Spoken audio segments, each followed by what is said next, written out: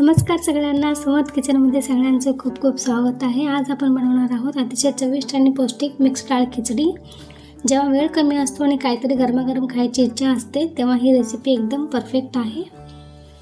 हा खिचडी असा पदार्थ आहे जो चवीला तर उत्तम लागतोच पण बनवायलाही खूप सोपा असतो. चला तर मग सुरुवात करूया. इथे मी मिक्स डाळ घेतलेला आहे. तूर डाळ, मसूर डाळ आणि मूग डाळ तिन्ही मिळून 1 वाटी घेतलेला आहे. 1 वाटी तांदूळ घेतलेला आहे. जिरे पूड आणि धनिया पूड, कसुरी मेथी, हळद घेतलेला आहे. तिखट मीठ चवीनुसार.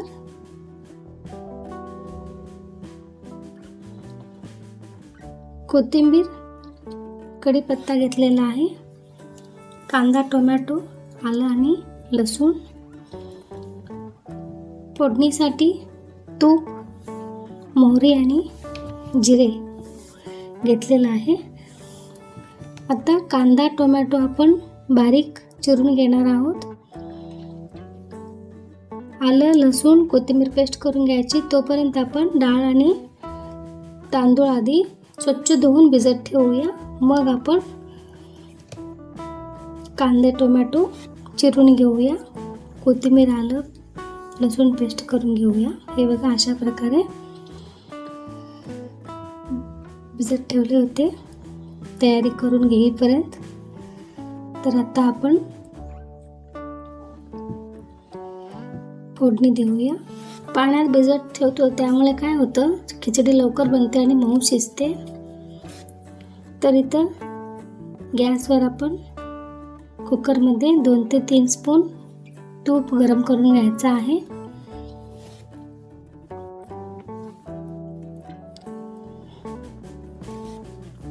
तूप गरम झालेलं आहे. आता आपण मोहरी टाकूया. मोहरी, जिरे, कढीपत्ता छान फ्राय करून घेऊया. त्यानंतर आता आलं, लसूण, कोथिंबीर पेस्ट टाकून छान परतून घेऊ. कच्चा वास जाईपर्यंत छान परतून घेऊया. आता बारीक चिरलेला कांदा आणि तो सॉफ्ट होईपर्यंत फ्राय करायचा आहे.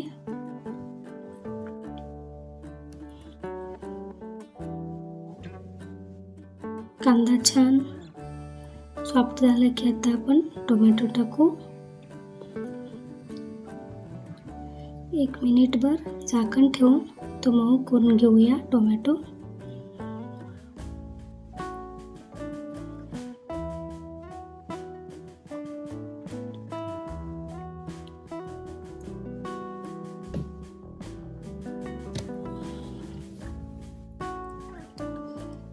एक मिनिट झालेला आहे. टोमॅटो सॉफ्ट झालेला आहे. त्यात चवीनुसार मीठ, तिखट, हळद, कसुरी मेथी, धने जिरे पूड टाकून छान मिक्स करूया. आता भिजवलेली डाळ मिक्स करायचं. आता तांदूळ टाकायचं. पुन्हा एकदा छान परतून घेऊया आपण.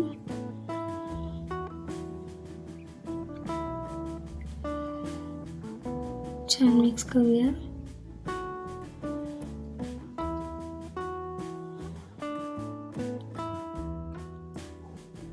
दिसायला सिंपल रेसिपी आहे पण खूप टेस्टी बनतो.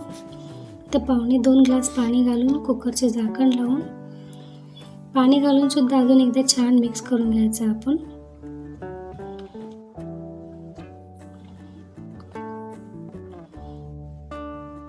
कुकरचं झाकण लावू आणि फक्त 1 शिट्टी करून घेऊया.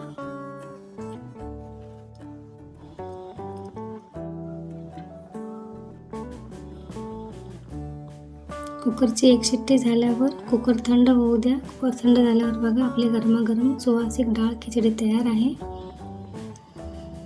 आज मी ही मुलांच्या टिफिनसाठी बनवली आहे त्यामुळे ही थेट डब्यात भरत आहे.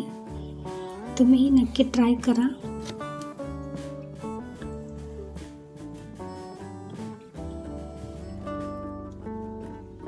व्हिडिओ आवडल्यास लाईक करा, शेअर करा, सबस्क्राईब करायला विसरू नका. धन्यवाद.